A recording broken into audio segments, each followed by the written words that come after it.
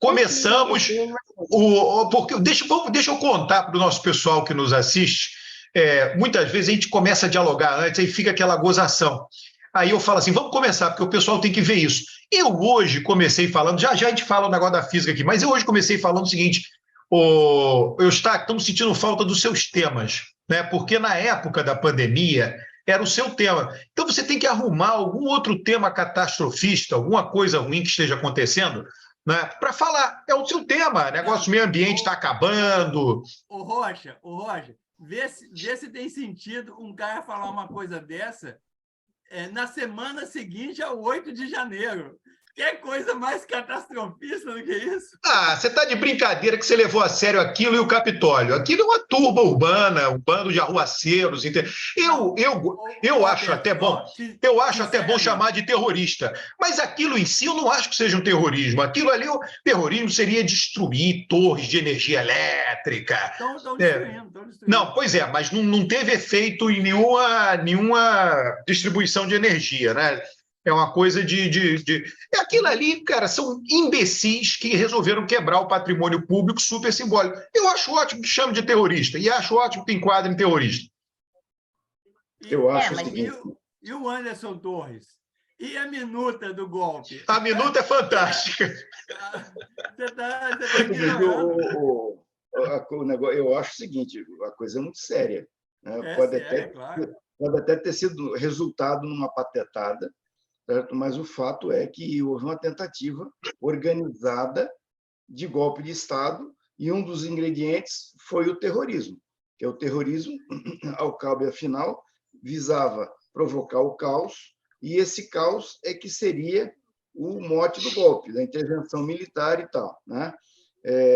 E os elementos estão aí. Eu acho que eles tentaram explodir um caminhão de combustível no aeroporto de Brasília, eles andaram derrubando torres de energia elétrica, certo? Bloquearam a porta das refinarias. Né?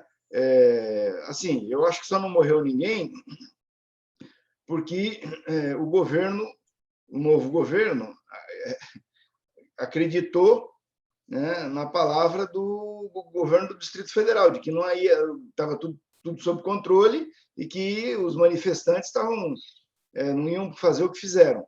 E, portanto, aí o governo não colocou lá no Palácio do Planalto a tropa, né, que deveria estar lá para proteger o palácio. Porque se tivesse uma tropa lá, ia morrer gente. Né? Ia ter violência extremada, esse tipo de coisa. Então, houve terrorismo. Né? Então, de fato, não todos, mas uma boa parte dessa gente se colocou, ainda que involuntariamente, a serviço do terrorismo. E um golpe de Estado. A democracia tem que dar uma resposta violenta, séria. Está sendo dado. Você sabe que está sendo dado.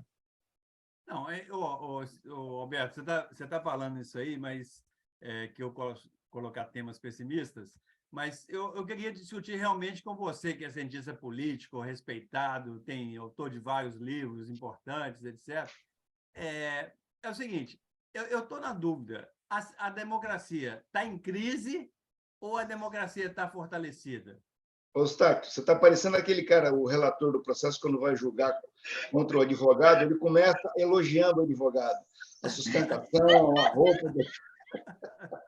O Eustáquio é muito malandro, cara. O Eustáquio é muito malandrão. Mas aí, está em crise ou não está em crise? O Eustáquio, em vários lugares do mundo, não é o caso do Brasil, mas você pega lá, mas olha, até, né, as pessoas falam desses lugares como se esses lugares tivessem tradição democrática, né? Por exemplo, a Hungria tem tradição democrática, a Hungria? Não, teve. A Polônia tem tradição democrática? Não, nunca teve, entendeu? Então, esses países, eu acho que eles estão se debatendo, não sei se algum dia serão democráticos, aqueles países do leste europeu nunca tiveram grande tradição democrática, eles até estão muito bem, a Rússia nunca foi tão democrática como é hoje, por incrível que pareça, Deixa eu te falar, esses dias atrás eu encontrei um artigo, acho que de um espanhol, sobre ele sustentando a tese que a Rússia nunca será uma democracia ocidental.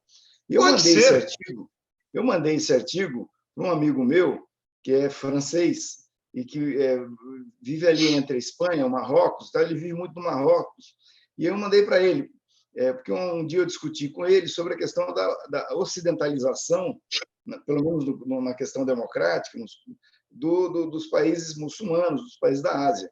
E ele acha que isso é viável, porque o Marrocos é um país bem ocidentalizado, embora seja muçulmano, e tem problemas lá, mas bem ocidentalizado.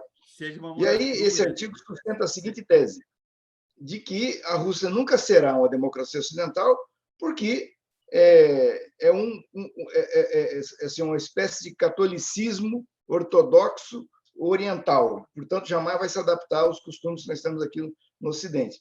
E eu achei que ele esqueceu um detalhe, que é a rejeição do Ocidente pela Rússia, né? A Rússia tentou entrar, pediu para entrar, esboçou a intenção de entrar na OTAN e no euro, e não deixaram. Os caras não quiseram, recusaram a Rússia. Aceitaram a Polônia, a Hungria, essas coisas, esses outros todos, mas a Rússia não, né? E esses países aí, que o Alberto se referiu, Hungria, Polônia, apesar de estarem no euro, eles ficam sob absoluta tolerância, porque eles violam as garantias individuais que nenhum país, como a França, a Itália, a Espanha, Portugal, aceitaria. É frequente a violação de garantias individuais desses países. E, no entanto, eles são do euro. Por quê? Por causa de problemas de geopolítica e tal. Mas concordo com o Roberto, vai ser difícil eles se tornarem democracias como nós conhecemos aqui. Não, o Rocha, eles já avançaram muito, tem eleição na Hungria, entendeu? Tem uma chance de rotatividade, já avançaram. A Polônia está lá se debatendo, né? Porra, a Turquia, cara, são esses três países, né, o Eustáquio, que estão numa situação complicada, né? A Rússia, o Rocha, uma das coisas, eu não li ainda, eu sigo um cara que analisa muito a Rússia, ele compara a expansão da Rússia, porque a Rússia era um país pequeno, né? E era ali em torno de Moscou, e eles foram expandindo, conquistando territórios e colocando tudo, então era o Império Russo. E compara muito com a expansão do Brasil, né? Que o Brasil começou pequeno e foi expandindo e foi incorporando. Esse cara, ele acha que o Império Russo, né, a Rússia, né, que foi o que restou do Império Russo, né, o maior país do mundo, ele pode, em algum momento, se desmembrar.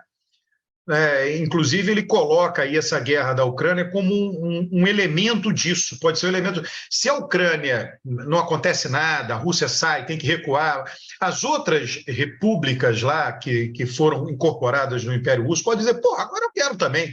Entendeu? A Chechênia. Pois é, então, assim, pode ser que a Rússia não permaneça sendo esse território imenso para sempre, né? Por isso, o Brasil vai, por quê? Porra, você não vai ter, né? O Amazonas não vai dizer, não, agora eu quero virar um país, não vai ter isso. Mas lá pode acontecer isso. Não, Rio Grande do Sul, olha, vocês foram bem recebidos, tudo um bando de imigrantes, né? Alemães, italianos, vocês têm que pagar pedágio, né? Foram bem recebidos por nós brasileiros, tem que pagar pedágio. Ora. Alberto agora virou o povo originário. Eu sou, cara, eu fiz aquele exame de DNA, eu sou do Mediterrâneo, 90%, e o restante, eu tenho 1,8% da Nigéria, né, 1,8% de DNA, e eu tenho tem índios andinos, sei lá, que vieram parar para cá, né? O Mohamed Pataxó em carne e osso.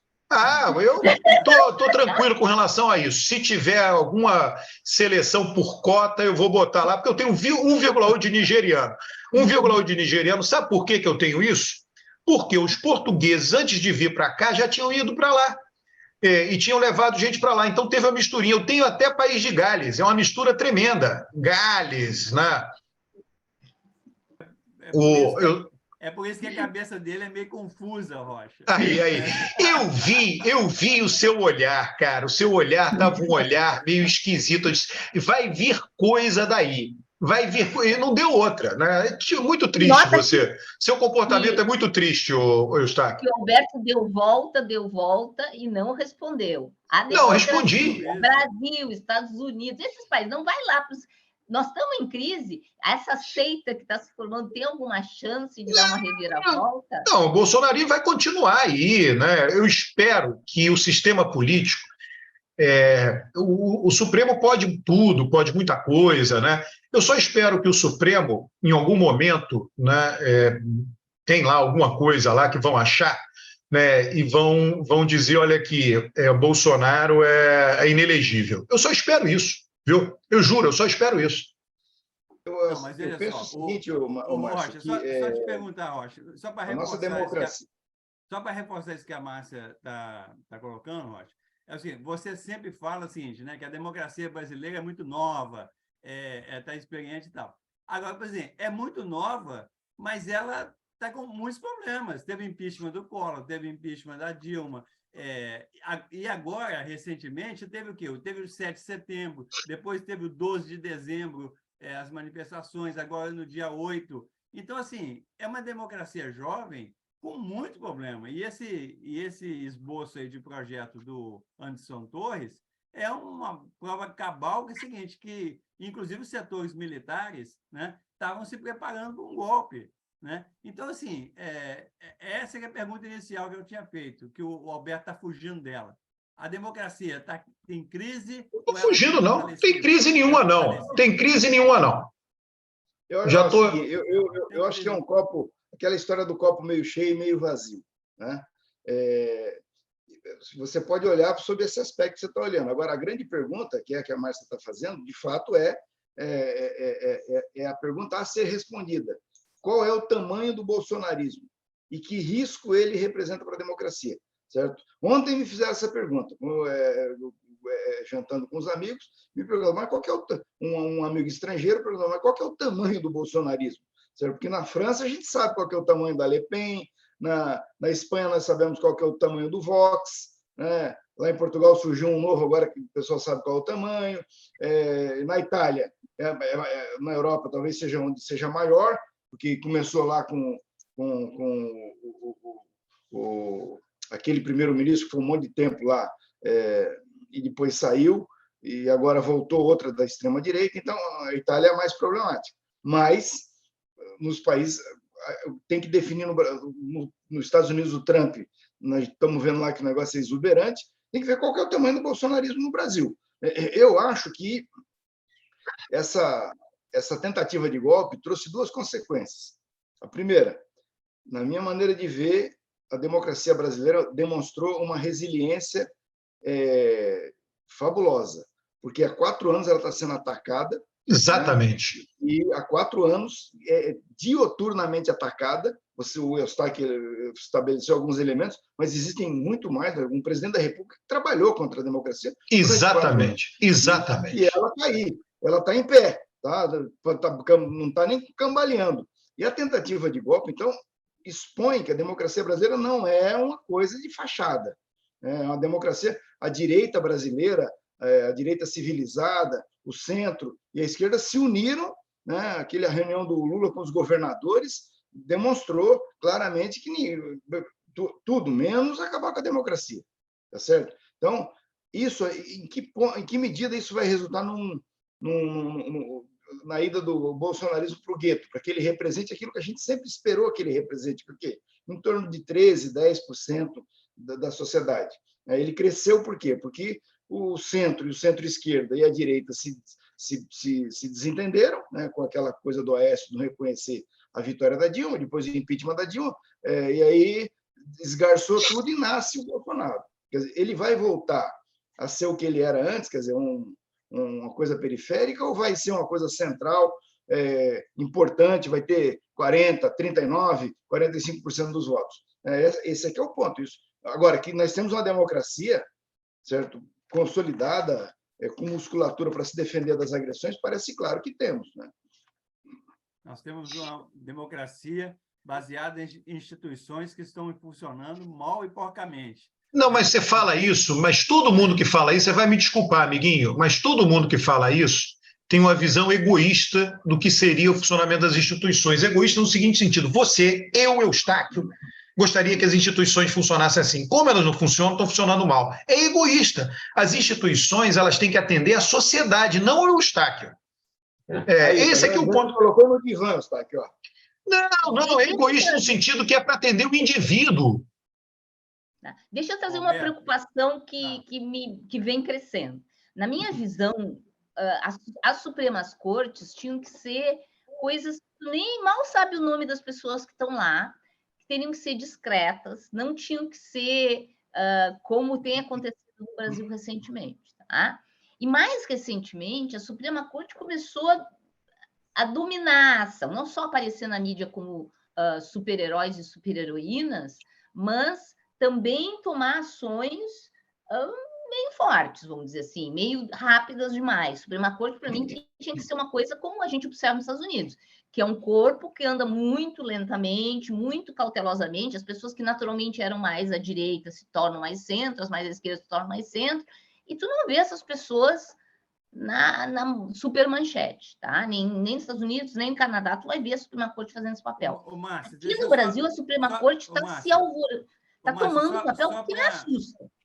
Só para reforçar sua pergunta, sua questão, é o seguinte: ontem eu vi uma entrevista com o Gilmar Mendes, ele falando assim: nós do Supremo salvamos o povo brasileiro durante a pandemia, se não fosse a gente, teria morrido muita gente. Eu falei: o que é isso? O cara agora é salvador do país. É incrível, é incrível. Incrível. Deixa eu vou dizer uma coisa que me preocupa um pouquinho, tá? Um pouquinho. Esse bloqueio de coisas tão rápidas, inclusive nas redes sociais. Por mais que eu desgoste das pessoas que estão sendo bloqueadas, eu acho que tinha que ter um processo mais, assim, ter um processo mais claro, porque assim como eu fico feliz quando vão lá e cancelam uma pessoa que eu desgosto, tá? Eu ficaria infeliz se daqui a pouco essas mesmas pessoas que estão na Suprema Corte flipassem a polaridade e começassem a perseguir outras pessoas que pensam diferentemente deles. Então, assim, eu acho que foi ótimo, a gente ficou aliviado porque eles atuaram, mas eu acho preocupante essa rapidez, eu acho preocupante esse protagonismo, ele me deixa um pouquinho nervosa, tá? Porque me parece que se agiganta um dos poderes frente aos demais. Olha, eu não tenho receio disso, não, do judiciário. Porque o judiciário, no contexto constitucional, ele é o mais fraco dos três poderes. Ele ganhou essa projeção que você está falando, não é de agora, não. Isso aconteceu no impeachment da Dilma. Né? E, teoricamente, a corte, o judiciário, ele não é eleito. E como ele não é eleito, certo? Ele não tem obrigação de prestar contas à opinião pública. Ele é contramajoritário. Então, ali, no impeachment da Dilma, ele não foi contramajoritário, né? Porque criaram uma interpretação sobre a improbidade administrativa, transformaram pedalada fiscal em improbidade administrativa, que, do ponto de vista jurídico, na minha opinião, é um absurdo, é uma bicicletada. Né? O Supremo devia ter impedido aquela manobra do Congresso e não impediu.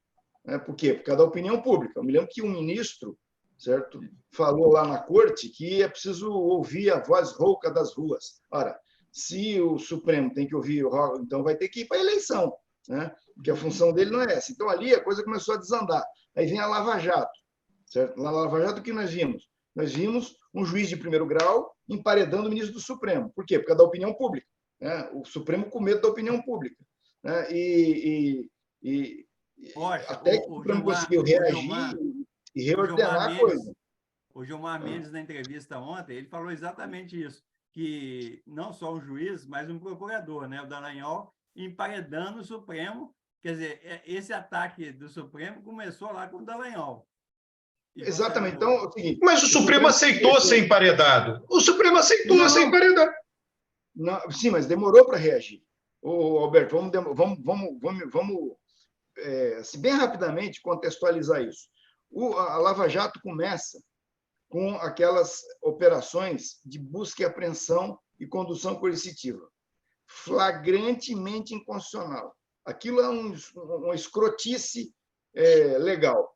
Certo? Pegava a pessoa, levava para a delegacia para ouvir o cara. E aí, com a Rede Globo filmando tudo para aparecer à noite no Jornal Nacional com aquele duto jorrando dólar. Quer dizer, aquilo ali é uma destruição de reputação sistemática, uma atrás da outra.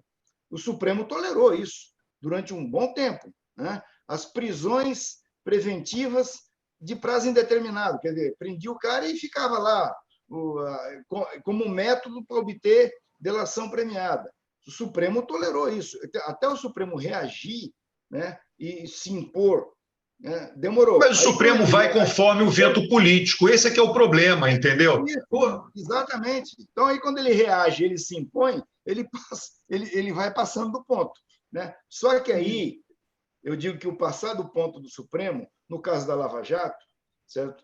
O Supremo tolerou uma violação de garantias individuais sistemática, absurda, que a gente só vê em estados fascistas, né?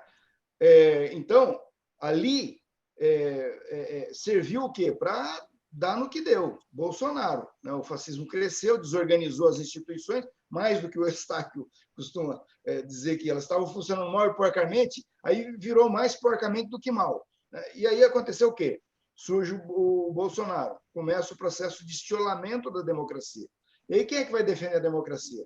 Se o parlamento se dividiu, né? Se uma parte importantíssima do parlamento, que é o Centrão, foi apoiar o Bolsonaro, fazer negócio com o Bolsonaro e deixou os outros a ver navios, né? O Bolsonaro tinha que ser empichado, tirado da presidência, e não foi, né? E aí o procurador da República foi empastelado também pelo Bolsonaro. Restou quem para defender a democracia? Entendeu? Esse é o problema, né? E aí eu acho que em algum momento as coisas vão voltar ao normal, né? E nós vamos ter que dar uma conversada para organizar a coisa. Eu acho, por exemplo, que esse negócio de TV Justiça tinha que acabar, entendeu? O ministro Supremo só é conhecido por causa da televisão, né? Certo? Então a gente vai ter que, talvez, a partir do próprio Supremo, isso vai acabar partindo do Supremo, porque ele está vendo também que ele na vitrine não é bom para o país, né? Ele vai refletir e dizer, olha, vamos fazer o seguinte, por exemplo, o julgamento na Corte Americana, você não vê a decisão, eles anunciam o resultado e flashes do que aconteceu. Não tem imagem, não tem nenhuma imagem lá do que acontece lá dentro, não existe imagem. Nada. É mais grave que isso. O Supremo, às vezes, joga para a torcida. Tá? E não é essa a função. Ele tinha que estar isolado da torcida. Tá? Totalmente isolado. Então, isso leva, às vezes, a decisões que são rápidas demais, que não é o que se espera dos tempos do Supremo. Eu entendo que, quando eles nos convêm, tá? Como o Alberto estava dizendo, as instituições funcionando, a gente fica feliz com o que ele está fazendo. Mas me preocupa que a instituição fique criando e criou vários, né? Joaquim Barbosa, vai criando essas figuras popularescas, tá? E isso é muito preocupante. Acho muito preocupante, acho que tinha que ser uma coisa mais isolada, né? E que a gente pudesse ter essa confiança de um poder, como a gente diz, que estivesse fora do banho térmico, estivesse fora do contato, que pudesse tomar decisões só com base na lei, no conhecimento, sem se preocupar muito com a opinião pública, o que não está acontecendo. O que acontece, o sinal que é... Porque é o seguinte, muita gente acha que as instituições não estão funcionando porque Lula não está preso até hoje. Entendeu? Então não adianta você partidarizar o funcionamento das instituições. Esse é o problema. As instituições, quando elas funcionam, elas agradam e desagradam os dois lados. Então essa é a prova... Tem gente que acha que ela não funciona porque o Bolsonaro não foi empichado. Foi, você falou isso aí, acabou de falar. Você entendeu? Então não é assim. Pô, a instituição reflete a sociedade, entendeu? Só para pontuar, no caso da pandemia, na minha opinião, a atuação do Supremo no caso da pandemia foi claramente contra-majoritária. Certo? O governo, apoiado por uma parcela significativa da opinião pública, queria conduzir a pandemia por um caminho que seria uma tragédia. O Rocha, agora é o seguinte, Anderson Torres está preso, né, e Bolsonaro está dentro da investigação. Então, eu espero que a elite política, o Supremo faz parte da elite política, tá? Quando você estuda elite política em todo lugar do mundo, por que o Supremo faz parte da elite política? Porque ele é eleito. Ele não é um juiz por concurso, né? Ele é escolhido, quem indica é o presidente, o Senado referenda. Então, isso os torna membros da elite política, né? Então, o Supremo tem agora a chance de considerar Bolsonaro inelegível. Acha lá uma lei, a coisa mais fácil que tem, sendo um cara que é contra a democracia fica inelegível por 12 anos. Aqui o mínimo é 8. Né? Eu espero, sinceramente, que a nossa elite política queira bloquear a volta de Bolsonaro ao poder. Não é possível que essa porta fique aberta para Bolsonaro. Ele pode apoiar quem ele quiser, eu acho que ele tem força eleitoral, quem ele apoiar vai para o segundo turno, mas não é ele. Pelo menos isso. Tá? Eu acho que o Bolsonaro tem tantos problemas jurídicos que a vida dele vai ser impossível daqui para frente. Sim, mas ele não pode ser candidato em 2026, entendeu, Rocha? Espero que a elite tenha aprendido que o cara que se comporta desse jeito na presidência da República não pode voltar à presidência, cara. Além da questão do golpe, né, ele tem o problema da pandemia, né, das coisas que ele andou fazendo na pandemia, e agora apareceu essa história do cartão corporativo, né, que é uma loucura. Loucura. Isso aí, cada coisa dessa que eu vejo, certo? Assim, se você submeter isso a um estudante de primeiro ano, o cara vai dizer, isso é improbidade. Esses gastos com cartão corporativo. É improbidade. Então, eu acho dificilmente, certo, o Bolsonaro voltará a ser candidato a alguma coisa, em função do que eu estou vendo aí. Não acho que seja o caso de prender, né? Prender aquela coisa de Marte, etc. Mas basta ficar inelegível. É isso. Não, eu só falar duas coisas. Uma é a coisa que a Márcia falou do Supremo, e o caso mais claro é do Joaquim Barbosa. O cara é ministro, depois quer ser candidato a presidente da República. Ele já tentou ser candidato várias vezes, né? E isso vai acontecer com outras pessoas no Supremo. Eu nunca vi isso nos Estados Unidos, um juiz da Suprema Corte ser candidato à presidência do país, né? É completamente diferente. Agora, Roberto, falando sério, quando eu falo assim, você fala assim, as instituições estão funcionando, e eu brinco que é mal porcamente, porque vamos pegar o caso do Exército. O Exército, as Forças Armadas são uma instituição. Elas estão trabalhando contra a democracia. Eles não tinham deixado esses acampamentos nos quartéis. Veja só, Eustáquio. O 8 de janeiro. Veja só, Eustáquio, eu aprendi lendo Edmund Burke, um conservador, essa coisa do julgamento egoísta. Né? O que é o julgamento egoísta? As instituições... Não ri não, o Rocha, sacanagem rir.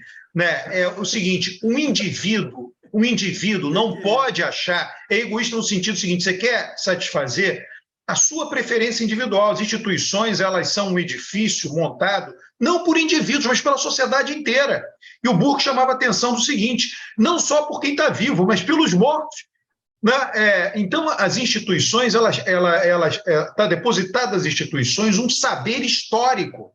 Né? E aí você pega no seu julgamento individual, e nesse sentido que é egoísta, o seu julgamento individual, que tem a ver com seus valores, a forma que você foi socializado, e começa a julgar as instituições, diz, não, elas não estão funcionando tão mal e porcamente. Não é assim. Não é assim que se analisa. Né? Foi o que eu disse, as instituições, um dos critérios, digamos assim, é o caráter agnóstico dela. Né? Você que gosta de ser agnóstico, agnóstico é o seguinte, ela não está vendo, né, para quem ela está agradando. Então, ora toma decisão que desagrada a esquerda, condena rapidamente, prende Lula, ora desagrada a direita, libera Lula, e Lula é eleito presidente, aí quem agora a direita que está... Entendeu? É assim. Né? Por quê? Porque ela reflete a sociedade, ela não reflete indivíduos. O caso citado pelo Eustáquio é as Forças Armadas. Sim. Sinto muito informar, ela nunca agradou a esquerda. Então, assim, ela tem lado. Tá? Eu queria ver se... Porque, assim, eu sou da geração da ditadura militar, eu sou da geração que foi para a rua pela democracia e nunca foi moleza, foi sempre borrachada. Olha só, nós tivemos aí 4 governos de esquerda e as Forças Armadas não interferiram em nenhuma decisão, 2 Lula, 2 Dilma, não interferiram em nenhuma decisão substantiva dos governos. Não é que eles não interferiram, eles estão interferindo, eles antes não estavam, assim, durante os governos de esquerda eles não estavam fazendo nada, mas eles não estavam fazendo a favor de manifestação, quando, vamos dizer assim, as pessoas que eles identificavam de esquerda iam para a rua. Tá? Mesmo naquela manifestação meio estranha de 2013, eles, quando foram para a rua, foram para bater. Tá? Não, foi difícil, foi complicado. Mesmo em 2013, o pessoal apanhava. Agora não. Então, assim, tem dois pesos e duas medidas, sim. Agora, o que mais, vamos dizer assim, me espanta é essa negação de que teve um plano. Teve um plano. Ele é um plano mal feito. Vamos combinar. O que mais me assusta nas Forças Armadas, atualmente, é sua incompetência. Essa é a palavra correta. Eles teriam condições de fazer um planinho um pouquinho Veja melhor. só, você pode dizer que elas ficaram numa postura, não desarmaram os acampamentos na frente dos quartéis, tá bom. Mas ninguém saiu também de nenhum quartel para dizer, para aplaudir, dizer, pô, apoiamos o acampamento aqui. Também não aconteceu isso. Não teve nenhuma declaração de militar da ativa dizendo que esses acampamentos são bons. Não teve. Entendeu? Então você não está vendo o outro lado. Mas eu concordo com você, acho que, inclusive, quando falaram de começar a investir contra o Múcio, eu fui uma das pessoas que fui para as redes e dizia, não tem cabimento. O Múcio não está lá no Ministério da Defesa fazendo coisa da cabeça dele, aquilo foi combinado, aquilo é uma postura de governo, ir devagar, tentar tirar as pessoas sem violência, sem... Entendeu? Porque as pessoas sabiam do problema que tinha ali. Ali tinha familiar de militar e tal, então aquilo tinha que ser tratado com um certo cuidado. Aí o Múcio estava encaminhando a isso. Aí foi surpreendido com essa confusão Exatamente. toda, né, do dia 8. E aí é o seguinte, o que quiseram tributar na conta do Múcio, aquela confusão dele. Eu falei, eu acho que não. Concordo. O Múcio não tem competência sobre a defesa do Distrito Federal. O Múcio sequer responde sobre segurança no governo federal, que é a competência do Ministério da Justiça, não é do Ministro da Defesa. Então, é o seguinte, quando você olha, o Alberto tem razão, quando você olha a cena, você não viu nenhuma manifestação de militar, de graduado, nenhuma notinha de militar graduado, todo mundo quieto, certo? E ficou onde estava. Todo mundo quieto com medo de ser preso, porra, entendeu? Com medo das instituições. O Mourão dá cada declaração que é absurda. Não, mas aí o Mourão... Esse senador do Rio Grande do Sul. Eu sei, mas aí o Mourão é da reserva. Estou dizendo da ativa. Não tem. Eu só posso dizer que o ministro da Defesa, o Múcio, cumpriu o papel dele. A questão de tirar as pessoas da porta do QG lá de Brasília. Não tiraram porque o Exército não deixou. A Polícia Militar foi lá tirar... Aí é o seguinte... Aí o Ibanez, no depoimento dele, falou, não, o Exército não deixou. Mas, Exército? Qual Exército? De onde veio a ordem para fazer isso? Certo? Aí nós vamos entrar numa seara agora, Alberto, que é o seguinte, que tipo de mediação nós vamos fazer? Certo? Se alguém vem e fala, não vão tirar, certo? Impede a Polícia Militar de fazer o seu serviço, quem fez isso? Por que fez? Aí eu acho que nós vamos testar qual é o nível de mediação, porque algumas cabeças vão ter que rolar. Não, mas eu acho que o problema foi o Ibanez. Agora, deixa eu te dizer, só para você, Márcio Eustáquio, o seguinte, o Lula demitiu numa canetada só 8 mil militares. Você viu um desses 8 mil dizendo, não, eu quero ficar? Não teve nenhum. Você viu algum que dissesse? Não teve. Isso é instituição funcional. Ele chegou agora, eu sou presidente, eu mando, demitiu 8 mil militares. Todo mundo quietinho. Que se abrir a boca, vai preso. É isso que vocês não estão vendo, pô. O único ponto fora da curva que teve de tudo isso que você está falando aí, foi o fato do ministro da Aeronáutica não ir passar o cargo. Não, ridículo. É um absurdo. Não, mas aquilo ali revelou que nós temos problemas. Isso aí é um problema. Bem plantado, não dá para jogar debaixo do tapete. Até que enfim, de alguma maneira, nós vamos ter um problema. O doutor Pangloss... Não. Falou aí, ó. Como é que é? Cassandra, vem cá. Porra, tem que ter alguma coisa ruim. Vamos falar do meio ambiente um pouco, porra, que tá tudo acabando, não tem inverno mais na Europa, não tem estação de esqui, ninguém tá conseguindo esquiar. Não, deixa eu só falar sobre isso. O maior erro do governo Lula, do primeiro e segundo governo Lula, foi enviar militar para o Haiti. Aquilo ali foi uma coisa errada, violenta, porque só fortaleceu esse povo que está aí dando golpe agora no Brasil. Eustáquio, por favor, vamos falar do aquecimento global. A gente tem que falar de coisa ruim aqui.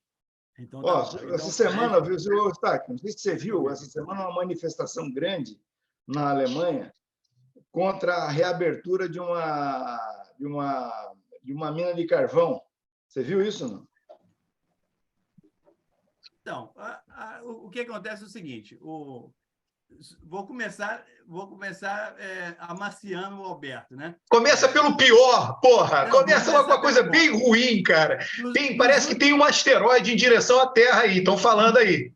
Nos últimos 250 anos, a humanidade avançou incrivelmente, né? Aumentou a esperança de vida. Cara, quando o Eustáquio fala isso, ele está se tremendo por dentro. Ele disse, puta, tem que falar isso.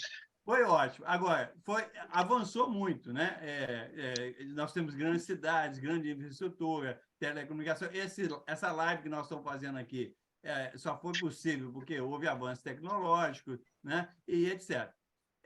Óculos, nós 4 usamos óculos. Quando é que foi criado os óculos? Então, isso é prova, o óculos é prova que as instituições estão funcionando. Mas, graças a eles, você é capaz de enxergar as melhorias, Eustáquio. Então, a questão é a seguinte, tudo isso que avançou realmente, né, que a humanidade avançou, só foi possível por causa dos combustíveis fósseis, né? Primeiro carvão mineral, depois petróleo, depois gás. Essa energia que possibilitou esse grande avanço, inclusive o crescimento da população mundial, que passou de 1 bilhão para 8 bilhões, por causa da energia. Agora, isso tem um custo.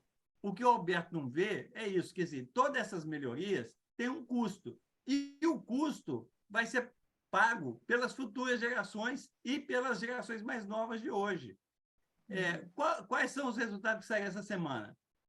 O degelo do planeta é o maior de todos os tempos. Nunca em janeiro de um ano teve um degelo tão grande. A Antártida ela está com os níveis menores de degelo e isso ameaça as grandes plataformas de gelo da Antártida. Se o gelo todo da Antártida descongelar, o oceano sobe 60 metros. Tá? É claro que isso não vai acontecer de uma hora para outra, mas se 10% da Antártica, 10% só, descongelar, né, sobe o nível do oceano 6 metros. Eu moro em Ipanema. O Alberto, a família dele, os pais dele moram em Ipanema. O que vai acontecer? O mar vai tomar Ipanema inteira, vai invadir a Lagoa Rodrigo de Freitas e vai inviabilizar a Barra da Tijuca, com aquelas lagoas, vai ficar totalmente inviabilizada, né? Vai ficar totalmente inundada. O Porto de Santos é muito atingido. Aprendi isso, que um dos lugares que isso atinge diferentemente.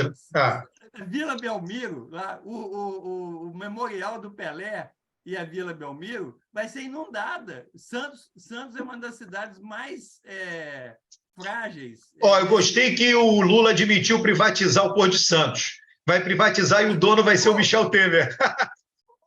O dono vai privatizar para o Michel Temer. Tá vendo? Então, o que acontece é o seguinte, só para falar. O que saiu essa semana? Confirmou os dados essa semana. Os últimos 9 anos foram os anos mais quentes dos últimos 12 mil anos. Tá? Nunca teve 9 anos. Os 9 anos mais quentes foram os últimos 9 anos. E esse ano, agora de 2023, vai estar entre esses 9, então vai ser 10 anos mais quentes. E 2024, tudo indica que vai ter um El Niño e a gente vai ultrapassar o limite mínimo do Acordo de Paris, que é 1,5 graus. Tá? Ou, se não for 2024, vai ser 2025. Isso é grave, isso é muito grave. Eu concordo 100%. Então, é o seguinte, nós estamos no rumo de um colapso ambiental. Né? O secretário-geral da ONU falou isso outro dia. Ele falou assim, nós estamos indo rumo ao inferno climático. A gente precisa de dar um cavalo de pau na economia e na sociedade mundial. Eustáquio, muita coisa está sendo feita. Por exemplo... Só o Roberto acha que isso aí resolve com tecnologia. Não. Por exemplo, Paris, eu acompanho várias coisas de estrutura urbana, outra coisa, né? No Twitter, Paris decidiu, leva um tempo, né? Vai reduzir em 50% os estacionamentos públicos na cidade. Inúmeras cidades da Europa estão acabando esses estacionamentos, transformando tudo em praça. Então, o espaço do carro está sendo, digamos assim, né, reduzido bastante. Né? Isso é difícil fazer isso nos Estados Unidos, né? Porque toda a sociedade foi estruturada em torno do carro, dos estacionamentos dos anos 40, né, do século XX, 1940 para cá. Mas a Europa está fazendo isso. Então, você tem esforços muito grandes. O que você pode dizer é que não vai ter tempo. Né? Não tem tempo, porque, olha, a Europa está carro elétrico direto. Agora, a questão é que o carro elétrico não pode depender, para gerar energia elétrica, de combustível fóssil. Né? Esse é que é o grande problema. Não adianta você ter carro elétrico e a eletricidade ser gerada por combustível fóssil.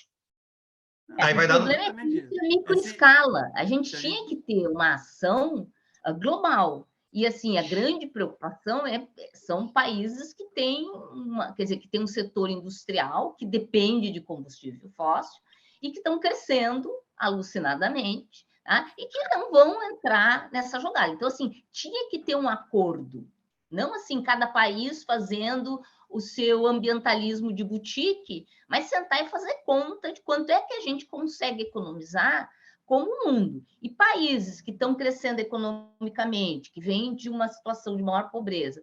Você está falando aí sem citar o nome da China comunista, ditadura comunista chinesa. A ditadura comunista chinesa não tem conversa. É o problema. Não, esse é um problema, vamos dizer assim, é um dos problemas, mas tu citasse outro problema. Os Estados Unidos está fazendo ambientalismo de boutique. Ele faz só para dizer que está fazendo, mas é de boutique. Vamos fazendo conta no papel, aquele aquecimento todo das casas, que é super quente, se reduzir um pouquinho o nível de temperatura. Não estou falando de carro, não. Estou falando de manter casa super em prédio e tudo super aquecido no inverno. Não é aquecido, é super aquecido no inverno. Mas não tem que atacar os grandes problemas. Quais são os grandes problemas, Eustáquio? É automóvel e gado? É isso que tem que ser atacado?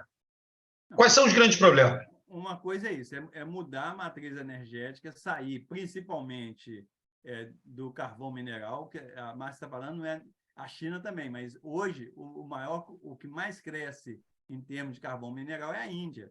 A Índia, só para vocês terem uma ideia, ela já emite mais do que a União Europeia, tá?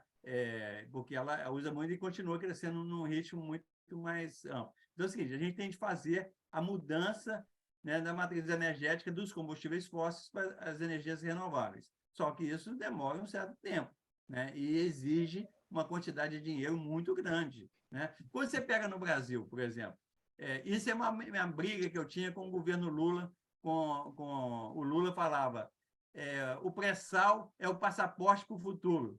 Né? Aí eu falava assim, do futuro e do pretérito, porque combustível fóssil é coisa do passado. A gente não pode ficar investindo sem parar infinitamente no pré-sal. A gente tem que investir em energias renováveis. Né?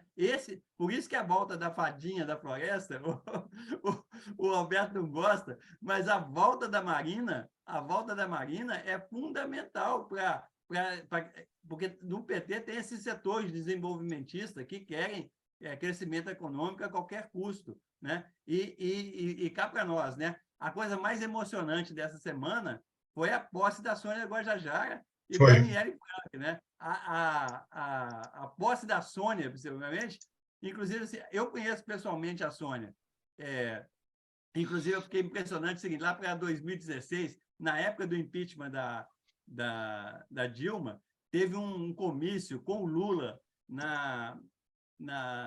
nos Arcos da Lapa, né? Eu trabalhava ali pertinho, eu fui lá no comício, a Sônia Guajajara meteu o pau na Dilma por causa de Belo Monte. Ela é totalmente contra Belo Monte. E fez um discurso maravilhoso. E agora, na posse, ela estava sentada do lado da Dilma. Como é que a democracia funciona, né? Mas foi uma posse linda. E que eu não conhecia é a Célia Chacriabá. Incrível! Quem fez a apresentação da Sônia foi a Célia Chacriabá. Eu fiquei assim, muito emocionado com aquela posse, né? Com o peso aí dos povos originários. Aí. Eu não sei se eles vão conseguir tudo que querem, mas provavelmente não. Mas, assim, mas é uma inflexão importante, Eustáquio. É uma inflexão importante. Agora é o E a seguinte, o Marielle Brasil... também, né? Ela ser apresentada por uma moça do Complexo do Alemão, ela é do Complexo da Maré, negra, doutoranda. Então, assim, é uma inflexão realmente em termos de gênero, em termos de raça, em termos de etnia, foi uma inflexão muito importante. Isso aí, Roberto, ó, eu estou falando coisa positiva, otimista. Olha, Muito bom, Eustáquio. Olha... Em relação a isso, Alberto, eu quero dizer o seguinte, eu acho que temos que olhar também que o Brasil não...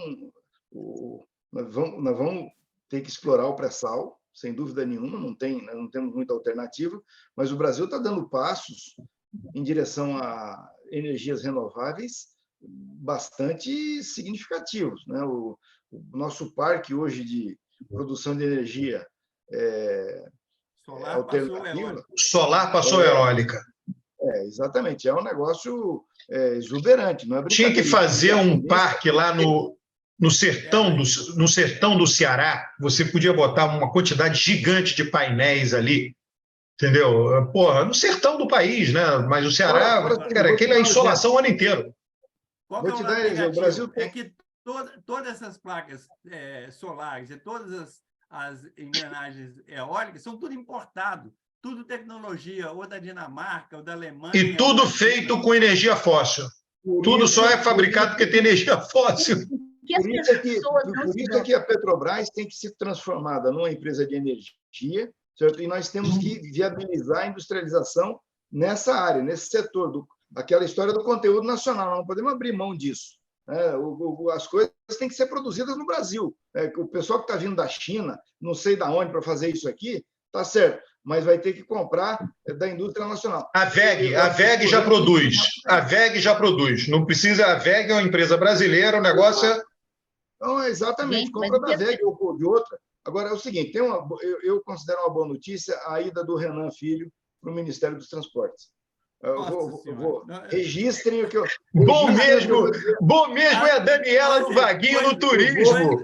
A Daniela do Vaguinho no turismo é a melhor. O otimismo do Brasil. Família Calheiros dominando o transporte do Brasil.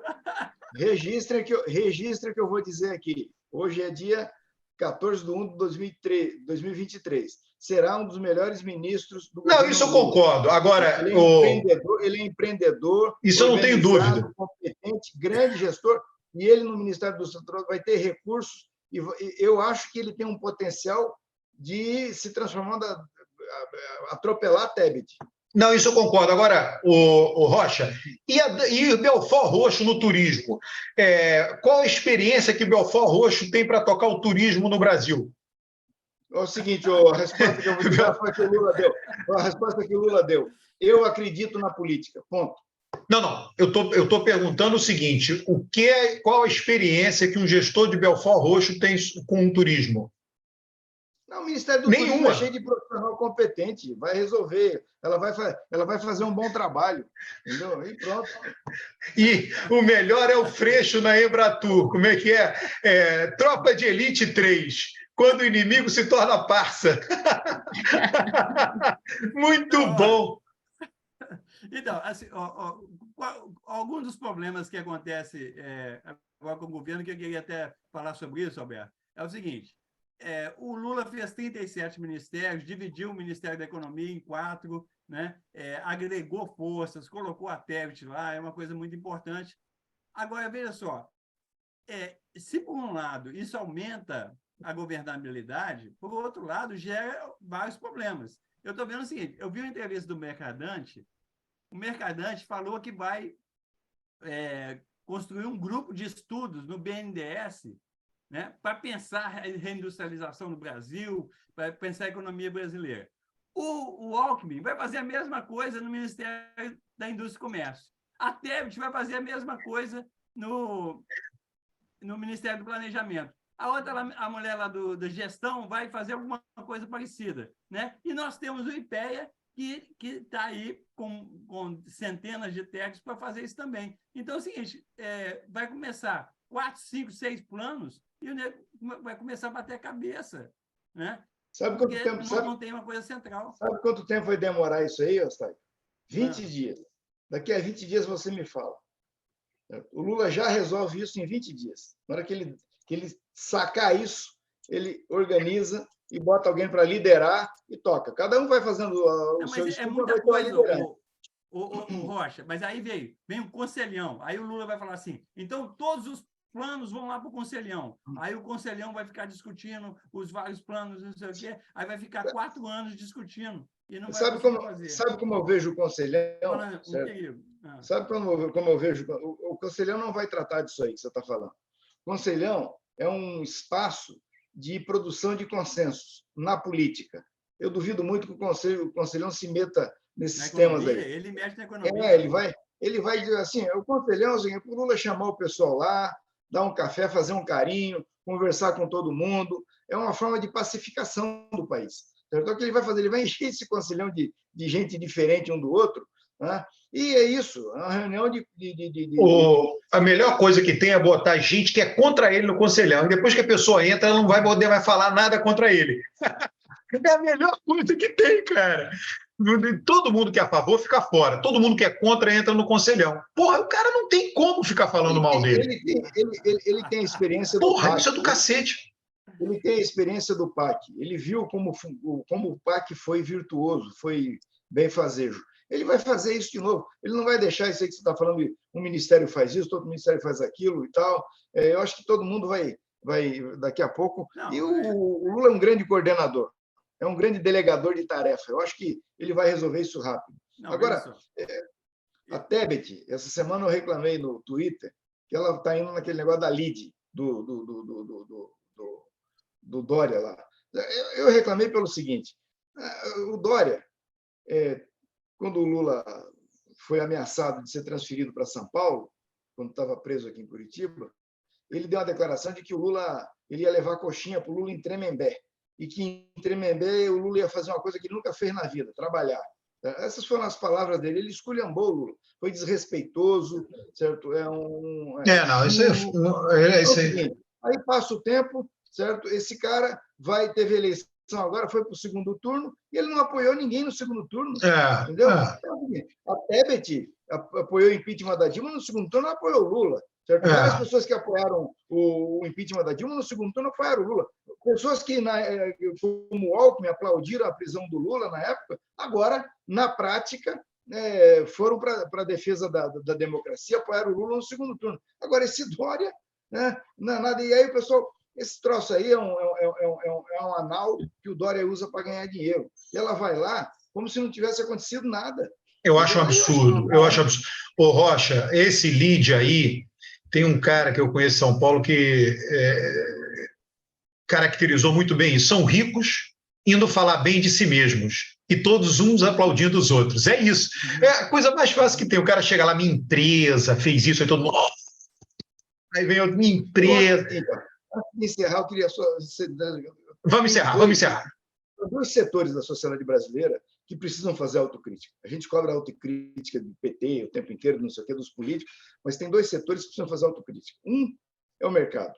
O mercado, as apostas que ele fez a partir do impeachment da Dilma, todas deram errado. Agora, essa semana, eu vi uma notícia que o Haddad, da entrevista, anunciou o plano dele, e o mercado disse que ficou deprimido porque o Haddad foi tímido. E o Financial Times fez a melhor reportagem que eu vi, foi a do Financial Times, dizendo que não, que o plano é um plano legal, bacana, factível, certo? E que pode dar certo. E a mídia brasileira fica reverberando esse pessoal do mercado. Eles não querem solução, eles querem um governo que faça o que eles querem, que tem que ser feito. Entendeu? Então, eles têm que fazer autocrítica, eles têm que ceder. Tá? E o outro setor são os militares. O governo não pode fazer confronto com os militares, mas nós temos que discutir a relação, né? Tem que rolar uma discussão de relação, aí não dá mais. Essa questão do plano do Haddad, tem que falar sobre isso, Alberto. Não é receita contínua, tá? Veja só, o que acontece, esse negócio é sério. O Bolsonaro, agora os números estão aparecendo por aí, ele está deixando um déficit público de 250 bilhões de reais. Tá? Então, o que o Haddad e o governo Lula estão fazendo? Eles estão tentando reduzir ao máximo esse déficit. Tá? Então, o plano que o Haddad apresentou é no sentido de manter os compromissos sociais, os compromissos econômicos, né, mas fazer uma série de coisas para reduzir. Né? Mas, segundo o Haddad, o esforço é para reduzir abaixo de 1% do PIB. Se der certo, pode ser 0,5% do PIB, se der muito certo, se a economia crescer, etc., pode ser 0%. Mas, ou seja, pode não ter déficit esse ano. Tá? Agora, o que alguns setores do mercado estão reclamando? Que ainda tem déficit. Então, eles falam, foi tímido porque não está eliminando o déficit todo. Nesse sentido, não, mas peraí. Não dava nas condições sociais do Brasil hoje, para reduzir 250 bilhões de carga. Tá? E ainda, o que falta? Precisa mostrar, depois o Haddad precisa mostrar como é que vai fazer para 2024, 2025, como é que vai fazer para reverter esse déficit e evitar que a dívida cresça muito. Né? Então, esses alertas, Rocha, que algumas pessoas estão dando, tal, eles são corretos. E aí o Lula tem hora, que é aquele negócio, o Rocha faz discurso do Lula, aí o Lula vai para a imprensa e fala assim, tudo que não é juros, o mercado fala que é gasto, e fica com essa discussão de gasto, investimentos e não sei o quê, e isso não ajuda em nada. Né? Existe gasto, existe investimento, existe gasto bom, existe gasto ruim, existe investimento bom, existe investimento ruim, então tem que mostrar com os números e como é que vai fazer. Então, assim, eu acho assim, sobre o plano do Haddad, eu acho que é um bom plano, tá? Mas, assim, só chamando a atenção que é pela primeira vez no governo Lula, o Brasil vai ter déficit, porque nos 8 anos, primeiro, não teve déficit, agora vai ter déficit. E a gente quer saber, todo mundo quer saber, a sociedade brasileira quer saber, como que vai ficar em 2024, 2025. Porque nós estamos numa situação, o próprio Haddad falou, só um minutinho, Roberto, o Haddad falou um negócio sério, é o seguinte, que nós estamos com a maior taxa de juros do mundo, né? E o Banco Central é independente. Então, é o seguinte, se a inflação sobe, se a economia fica do jeito que está, o Banco Central vai subir mais os juros ainda para controlar a inflação, e aí a dívida cresce e tudo dá errado. Então, assim, é muito sério essa questão econômica, que tem que ser equacionada para a gente poder baixar juros e a economia voltar a crescer e crescer de maneira de qualidade. Então, vamos começar o próximo programa discutindo esse assunto.